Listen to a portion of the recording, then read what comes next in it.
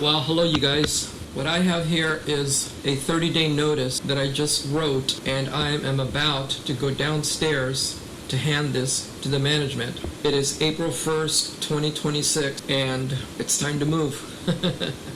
It's time to advance. It's time to uplift. It's time to make a change.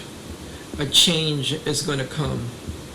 A change is going to come, you guys. I just have to be optimistic that nothing happens to the van, that it breaks down, and that everything goes well. Today, I will be looking at storage units and also mailbox for mail, to receive mail. Anyways, more on that, but what you see here is a 30-day notice that I wrote, and it's going to the management office today.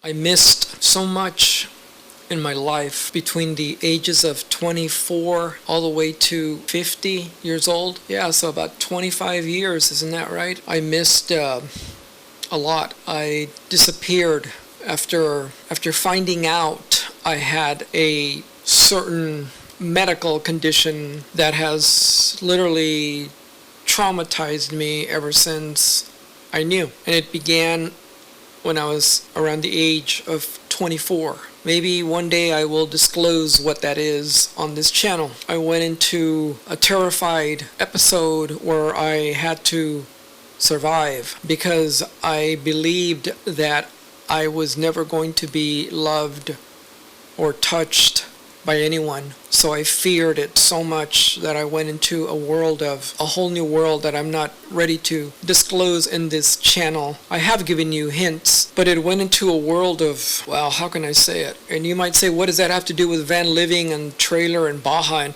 has to do a lot. It seems like there are times, no matter what, like for example, just a few minutes ago, I was listening to some music. It was some YouTube videos about some music equipment that I was interested in.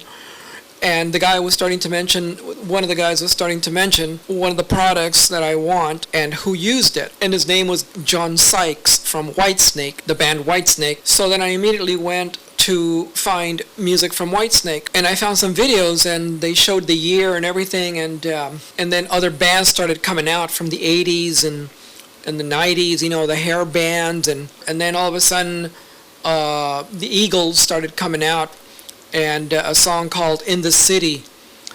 I started to realize again how much I literally lost of life during those 25 years because I pursued the music career, I think it was 4 years in Los Angeles, Hollywood, and then I fell off. Anyway, so when that episode happened, I was telling you that what happened is that a girlfriend that I had at the time, 20 years older than I was, we had a fight and I left the house that evening and I ended up sleeping in a pickup truck that I used to have. And I ran into this intersection where there was a lot of prostitution and I thought they were girls. They were not. And I slipped into this world where I am still not ready to disclose what happened. Did happen is that a year after that, I was told I had this medical condition, and then that's when I went into this terrifying fear, which I still suffer from today. I've not been able to overcome it. So anyway, when I went off into that world, I left everything that I was pursuing.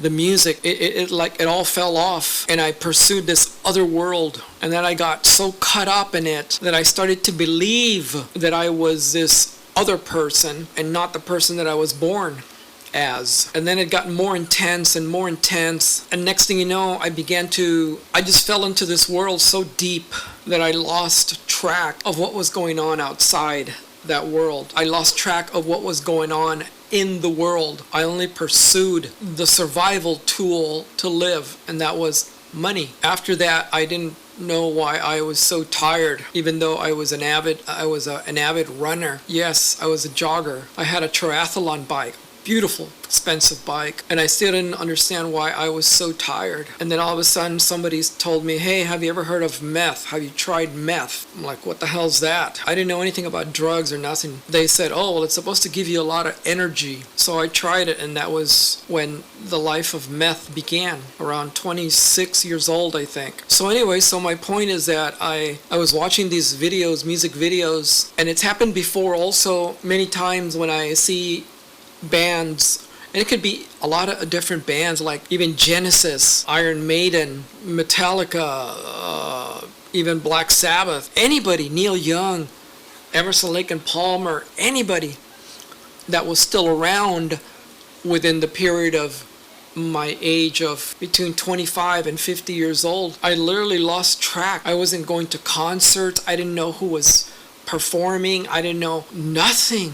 I literally was locked into this world of addiction and making money. I was an extremely functional addict, but at the same time, I was dysfunctional because my world was, I gotta survive. I have to make money. And I kept making money. A lot of it, I didn't have to worry about nothing. And it makes me sad, so many times when I have to hear bands and then I see what year they were at, and I say, what happened? How come I didn't, I asked myself, how come I didn't get to see that band? Oh, it was during that period of my addiction. Like Triumph, all kinds of music festivals, every one of them, 25 years. So moving forward in 2013, I stopped living that lifestyle. It took me about 3 years to get fully sober because I did slip very small amounts times, but after that it was just, that's it. When that world stopped, the money stopped. And then I also went into, I forget how many years of coming off of Klonopin, cold turkey. Klonopin was a motherfucker, man. I'm surprised I survived it. I went through horrible brain zaps that would go from here to the back daily. I really don't know how I survived, but that was about another 1.5 year long brutal period. And I basically lost, I didn't keep in contact with any of the past people, all the drug dealers.